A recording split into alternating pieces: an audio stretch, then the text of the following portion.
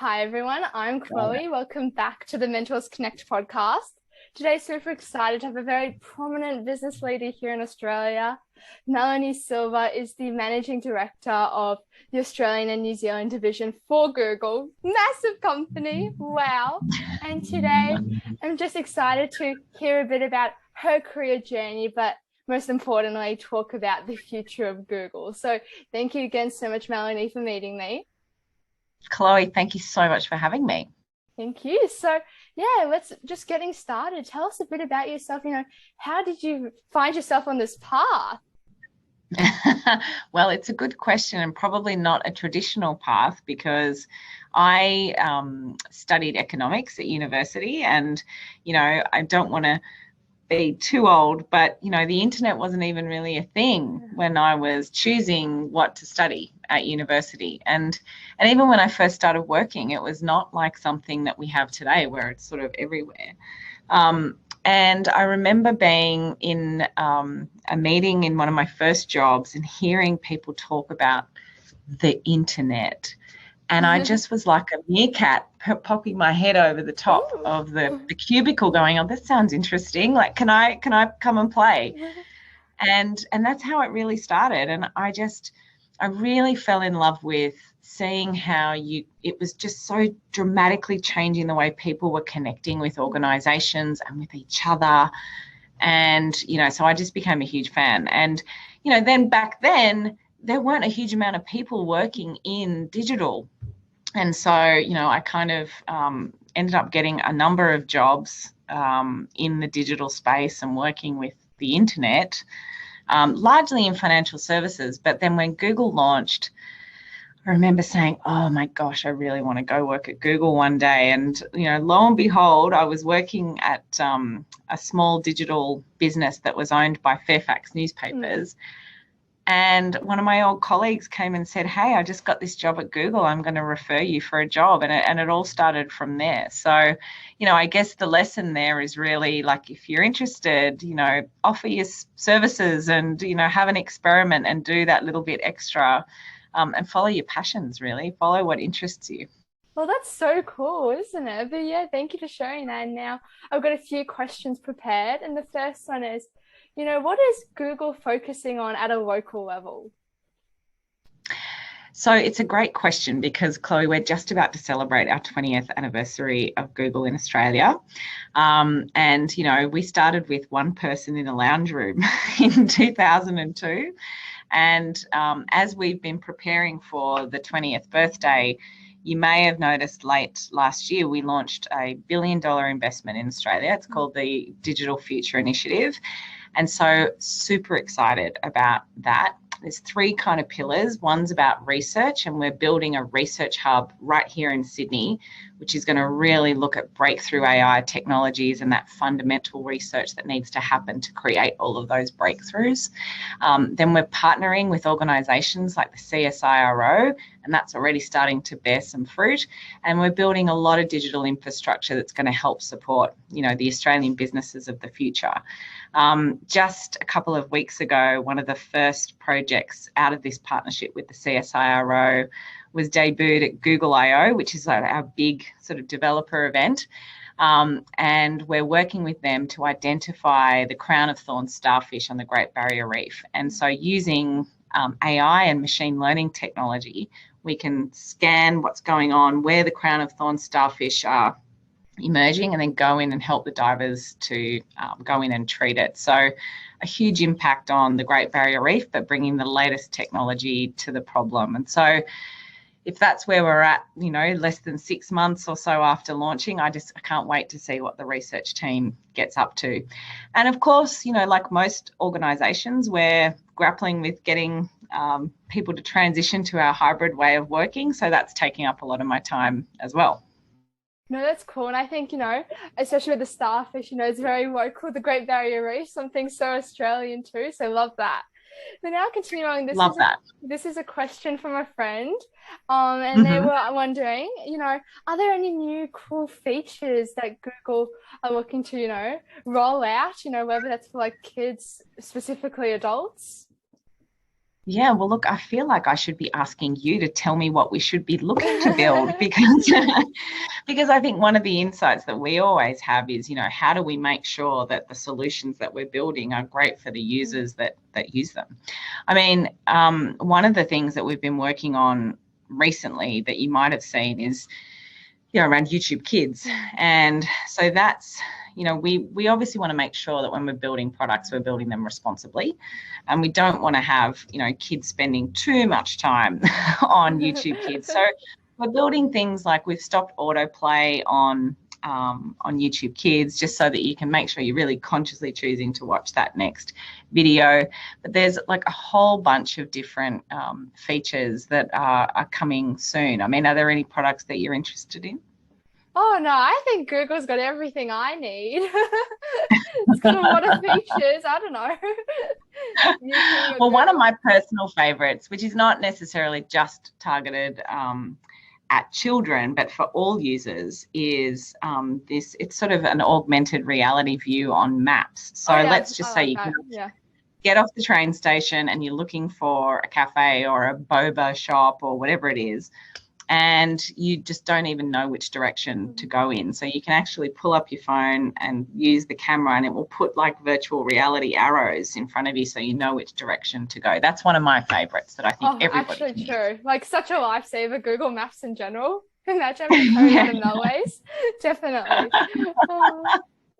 So continuing on, I was wondering, obviously Google's doing a lot of exciting things. You just mentioned a few before, Great Barrier Reef, AI, but what are you and everyone at Google most excited about for the future of technology? Well, when I think about what technology can do and where Australians and the Australian economy is going to be headed, I think that we need to really look at how digital and AI can make a difference. I mean, we're really just at the beginning of this journey, Chloe, right? Like we've seen, we'll probably talk a little bit more about things like the Metaverse in a couple of years, and it will seem like it's everyday normal when, today it's something that's just a little bit in the, whoa, what's going on? So I'm really excited about how Australian businesses can thrive and grow, taking full advantage of AI and digital technology. And I think when you say artificial intelligence and machine learning, it can be a little bit scary, right?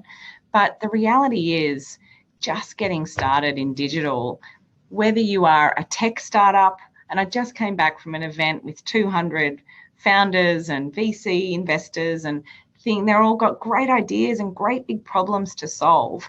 And when you walk out of a room like that, Google will play just a very small role in helping them, whether it's, with the infrastructure or even just in helping them to use Gmail to communicate with each other. But I just get so excited with what Australian small businesses do when they've got technology in their hands. And we saw it a lot through the pandemic, right? We saw people, just pivot their businesses and do all sorts of things that they never thought were possible, just because technology has made it possible. I mean, we're talking to each other today on something that this technology even, 10 years ago seemed really, really crazy, right? And it's in the hands of everybody in their pocket on a phone. So, yeah, I've seen a lot in my career. I've seen a lot of technological advancement, but wow, there's so much. There's a bright future ahead of us. Exciting. Yes. But okay, so you kind of touched on it a little bit before. We talked a bit about the mapping features from Google Maps, virtual reality. But I want to discuss a bit about the Metaverse. Obviously it's a very trendy, hot topic lately, seen as by a lot of big corporations as the future of the internet. How's Google looking at this potential opportunity? Well, look, I mean, I think that you're well studied in all things Metaverse, Chloe, I'm sure, and there's lots of different definitions. I think where we see it is how can we make a virtual world help you in the real world, right? And so the AR live map view that I shared with you is one great example, but just a couple of weeks ago, we launched in partnership with Telstra and the AFL a new, we call it a wayfinding service. And so Marvel Stadium in Melbourne. It's one of the I live in greatest new Melbourne. stadiums. Yeah, so you've been, Melbourne. well, you need to get your Android phone and download the Wayfinder. But imagine, you show up at the stadium and you've got to find your seat, you've got to find where to get a drink, you've got to find where to get your hot dog, you've got to find where the toilets are. And again, we've created this really awesome immersive experience for the stadium. And so when you arrive, you can sort of use different points within the stadium to navigate your way around, but it brings to life like all the Marvel characters. So like Iron Man will shoot up out of it. Yeah, I mean, it's amazing. So cool. Yeah, but I think, look, it's easy to say that it's all going to be gaming and we're going to just have fun in the metaverse. But I think, where we're thinking about it at Google, it's where can you really bring together this technology to make a difference and bring the physical and the virtual worlds together. No, I think that's really cool. And, that Wayfinder, oh my goodness, that's so amazing. Yeah, I have to send it to you. You'll love it. Okay. So now, final question before we start finishing up, obviously Google's always been a very future thinking, well, the internet, it is the internet. But, how are young people shaping the future of Google as a company? Well, look, I mean, I think when you look around the offices here at Google, we obviously have a lot of young engineers who are shaping the future, but we've always been a really user-first company. And so you have to think about, and especially at Google, I think when you're building products that you want the whole world to use, the billions of users, young people are a huge part of that. So, we're always really lean into things like user experience testing and making sure that we're researching the ideas that we, end up taking to the market. But look, I think that, again, I have to just come back to these exciting startups that you see around. Like, they're really pushing the limits of where technology is going. And so, if we just play a very small part, whether it's Gmail or using some search ads to let people find these new businesses, I mean, young people are shaping the future of the internet would be my answer to you, not just Google. Well, no, that's amazing. And one final question before we finish this podcast episode, Melanie. I was hoping if you could give a piece of advice, perhaps to like a young viewer who is excited about this, future of technology, perhaps wants to have a career like yourself and be a leader in this space. Well, Chloe, I think that, sometimes you can be your own worst enemy. Sometimes in your mind, you can stop yourself from maybe taking a bit of a risk that might just push you forward.